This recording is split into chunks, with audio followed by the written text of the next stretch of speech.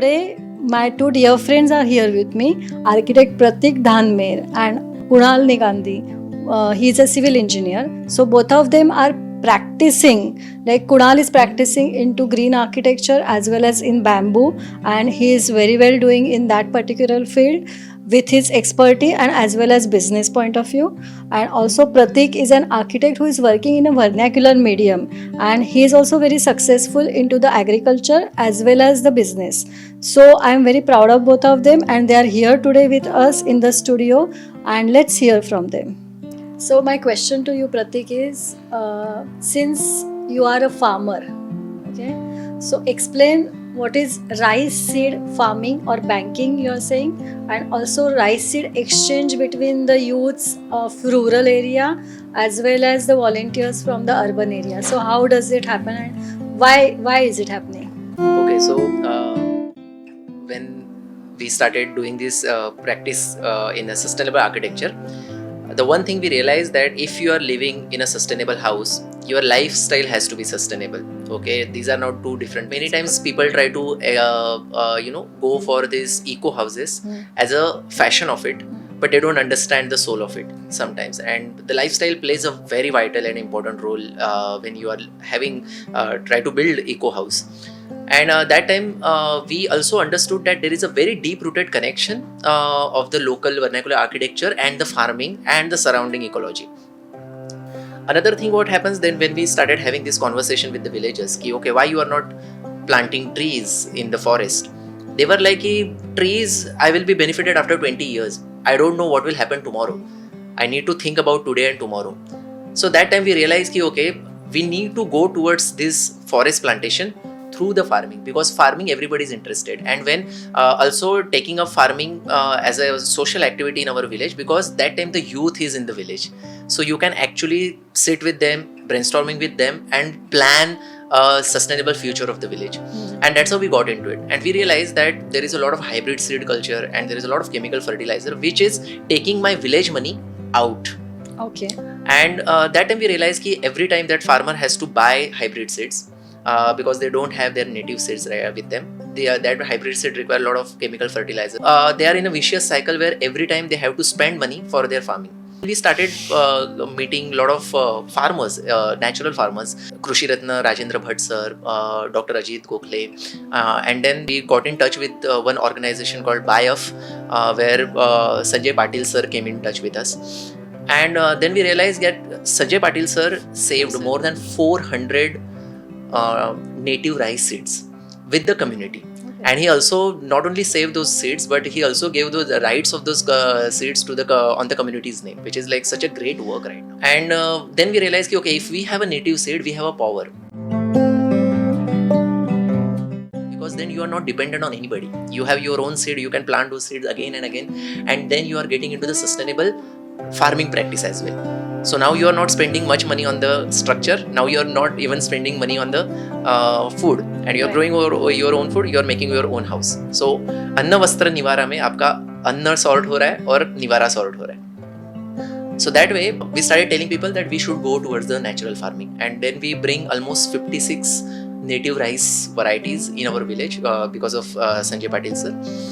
And somehow villages got really fascinated, because we had a rice, seed which has a blue color, the red color, then the rice which grows 9 feet tall, even the rice which grows like 1 feet tall, it like that variety. And villagers were like, wow, like we had this kind of variety. They didn't even know like it, because they lose that variety because of the hybrid culture. And then we finalized around 5 species which are growing really well in our region, and we took the responsibility of those seeds. And now then we came up with the idea that we can have a bank for those kind of seeds. So that's a very innovative idea. Yeah. It's like you are storing those seeds, and then every time any person takes the seeds, the double amount of seeds he has to return in the next time. But right now everybody has those seeds and nobody is actually taking it from the bank. But yeah, we are maintaining those seeds, and now you are not even using spending money over the hybrid seed. You're not chemical fertilizer. You're using gomutra and cow dung and everything for your farming. And another thing which we realized, that the hybrid seed, whatever rice which we were selling, we used to get 9 rupees, 8 rupees a kg rate. But the moment we started doing this kind of our native farming, we realized there is 80 to 90 rupees, means 10 times more amount per kg we are getting. And people realize ki, okay, this is again economically benefit. So again we connect one natural resource with the economy. And now the people from Mumbai, they come to our village to get those seeds, to buy seeds. Even we are not even like transporting it or anything, like people are coming to our village. Now slowly we started planting that idea. Okay, see, now we are doing the rice farming, we can plant nice trees on the bank of the farm, and now we can have a different mahua tree, or then we can actually make certain products from the mahua, or you can plant chiku trees or a mango trees, and we can get into the different products. So now you are going towards the, slowly you are going to the forestation. And now once your forest resource is built, you can connect it to the architecture, because now I have a timber as well in my backyard, which I can utilize for. So it's maybe 20-25 year long plan. Okay, but the idea started right now, and maybe it's been now 6 years we are in this particular farming.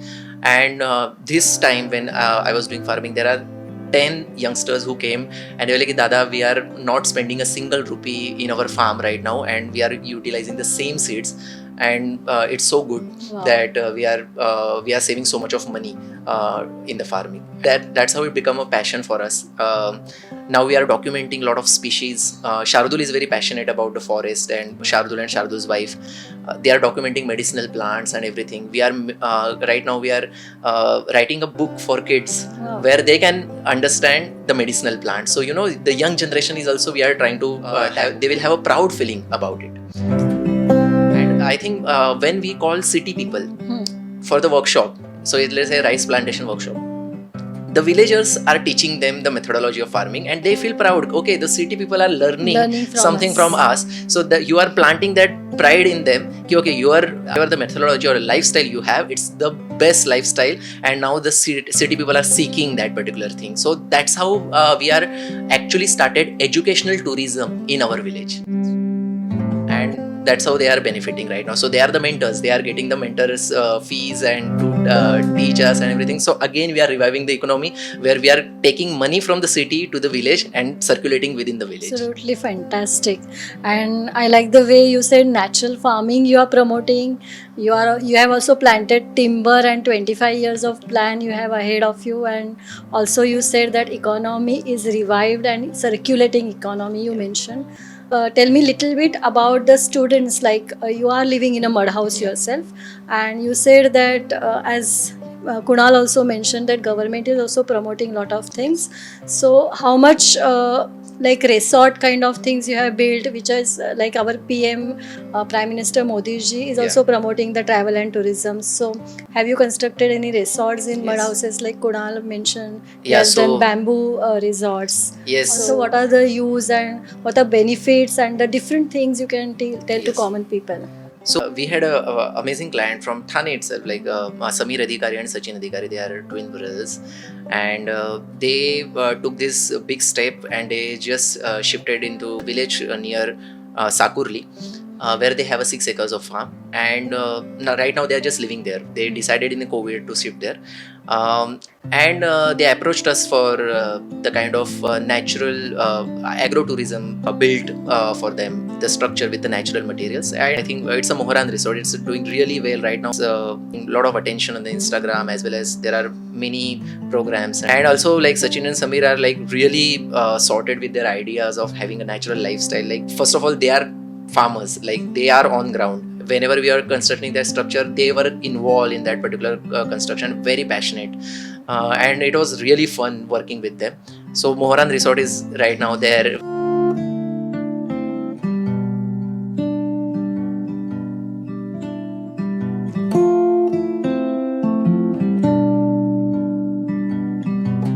Which we worked on, but as well as along with that, there are a lot of city people who are giving away this particular life and shifting to the villages and taking up farming as a profession, I would say.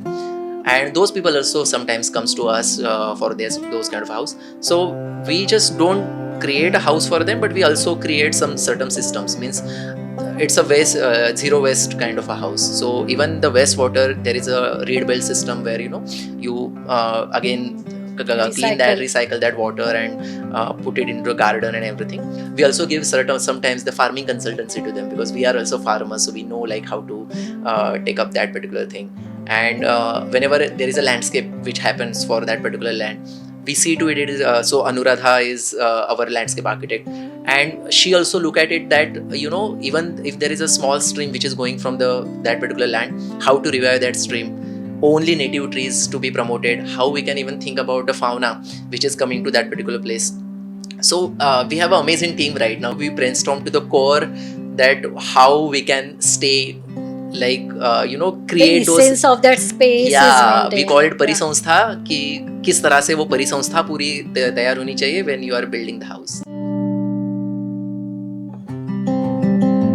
You also mentioned about the mud plaster which Yes. you did learn from a person. Yeah. And also you mentioned about the shell lime. Yes.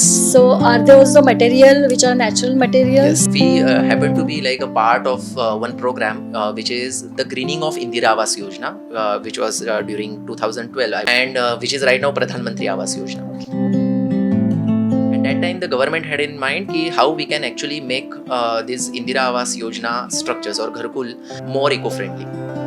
And under the architect Urmila Rajyadeksha ma'am, we appointed as a technology consultant and research consultant by the government of India. Over there, we got a chance to roam around entire Maharashtra to do the research about the indigenous technologies and construction technologies and materials.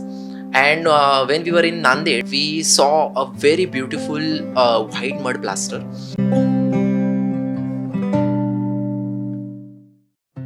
And we couldn't stop admiring that plaster. It was like so good. And when that lady told us that this plaster is since last 40 years, it was fascinating how plaster can last for so long. And then we started asking, okay, how it is done. And nobody knew about it, because 40 years means one generation doesn't even know how that plaster is made.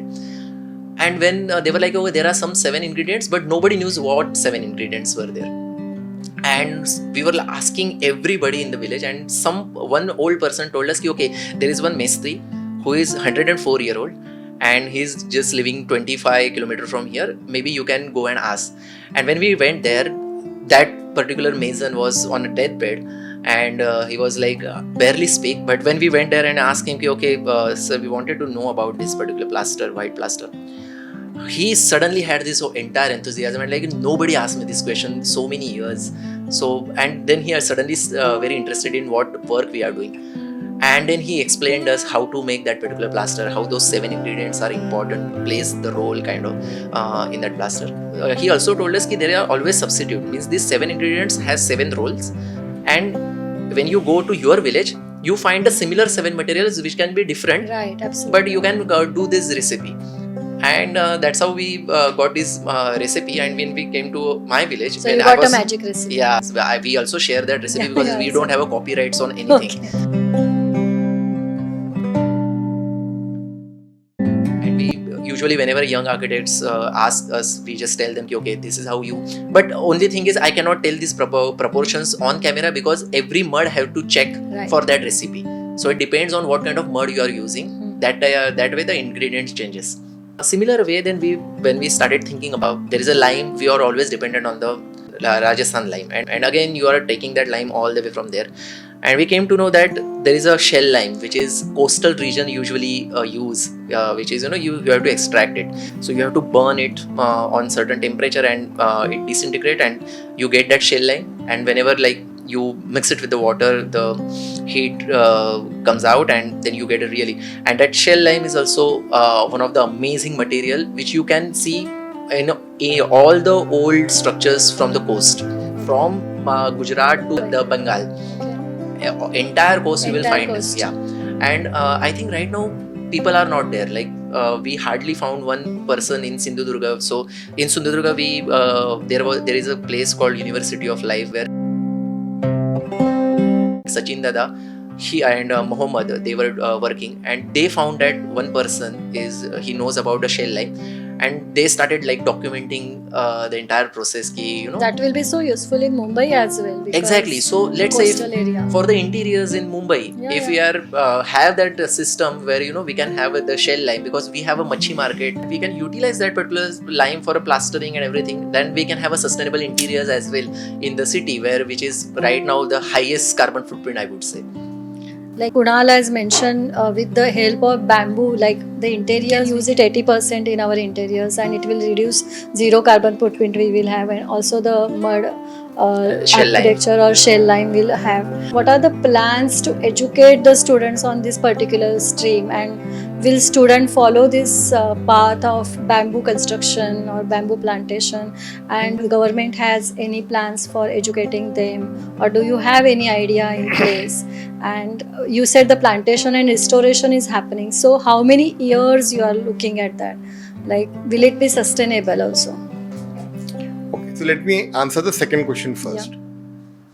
So bamboo plants in India, in the tropical region, climatic zone that we are in, have a life of anywhere between 30 to 150 years.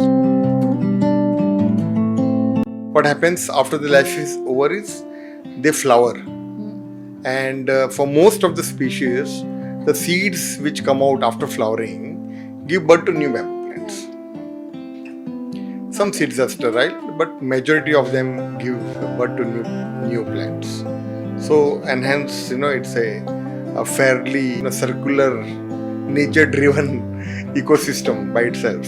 About the dissemination, there are a lot of architectural college students who have come as groups to our unit, done a 3-day to 5-day workshop, understood things, tried and build something on their own.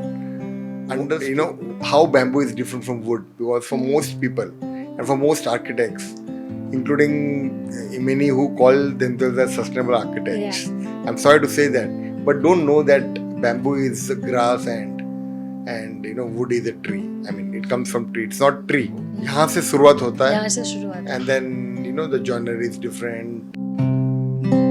So that has happened in the past, and then there are few architects who are actually working with us, who had come to the workshop, and they loved it. And so those workshops are arranged by architects? They are basically arranged by colleges, and a group of students come over, 20-30 numbers. They spend 2-3 days here in Kudal. We have a unit where they can understand the ecosystem a little, plantation to joinery to see the artisan working on it. So at least it starts giving them a taste, A lot of people in the country are also trying to create a syllabus for these institutions, from structural analysis and stability analysis, from architectural, joinery and design point of view, and looking at how it can be incorporated. The government of Maharashtra has also built a bamboo research and training center in Chandrapur.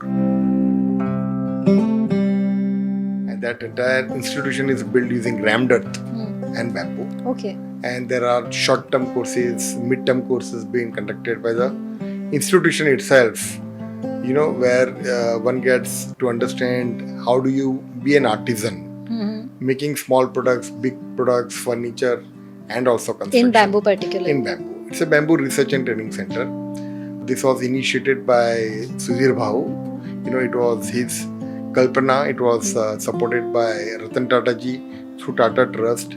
And the whole endeavor is, run by the government of Maharashtra. As a state, is actually looking at promoting this natural resource in a very big way. And lot of stakeholders are playing their very important part in making this a reality, including whatever little we are able to contribute in strategizing and supporting them, from knowledge. Yeah, it should be supported, and students should be aware about it, because it's a different stream path and it is the need of the future, I can say.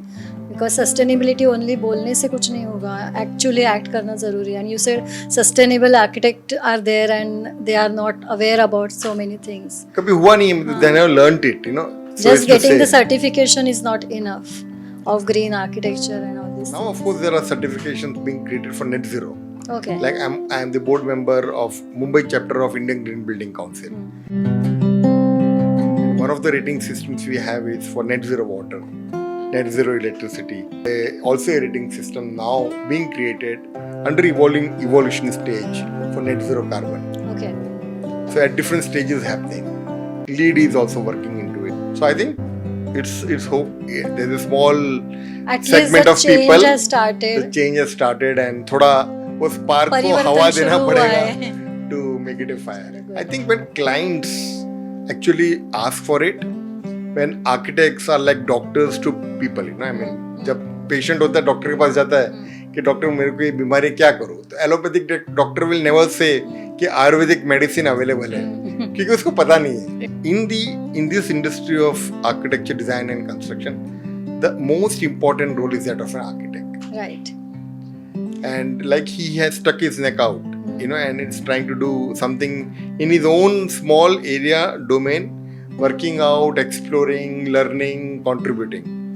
So each of the architect, if some percentage of their time they are willing to, contribute to it and experiment and say, okay, I want to do it, So if you are doing, let's say an instance, they are doing a 60-room resort. Can you do 2 VIP suites in bamboo? And Absolutely. 2 VIP suites in vernacular architecture, for example? Why not? And that might cost a little more, but in the overall project cost, it will not be Much. But the talk value that it will generate for them will be immense. The learning will be immense, and probably the next time they do, they'll say, why 2, why not I do 20? But वो 2 के लिए तो you have to be prepared, and who The is the initiative person? should be taken from the architect community. Who is the one who will fraternity influence? itself. Yeah.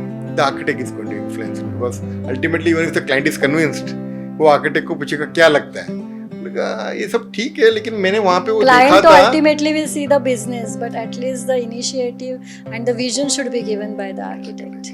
And he is the one who will endorse whether this works or doesn't work. Absolutely. And if they don't know that it has a long life, or they must have had a bad experience earlier, because like in any other field, even in this field you find people who make very tall claims and are very weak in ultimately how the product is delivered or performs. Right. And it is an evolving field also. So many times what happens is architect in their bad experience, they say ये सब bamboo फालतू है.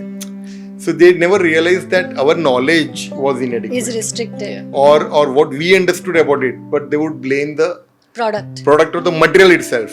ये bamboo में नहीं काम करते हैं, बाकी में करते हैं. बहुत मगजमारी, इसमें आदमी भी नहीं मिलता है ठीक करने के लिए. So आदमी नहीं मिलता है मतलब you are not initiating, so you are not training the people, and so you are not applying it. Yeah, it's So a vicious cycle. first, accept, adopt and act. वो reaction ही नहीं शुरू हो रहा है. Pratik, you mentioned about you are training youth in rural area to become para architect. So explain this concept of para architecture, and also a dialogue you are creating, your design Jatra is creating with urban and rural students. Yeah.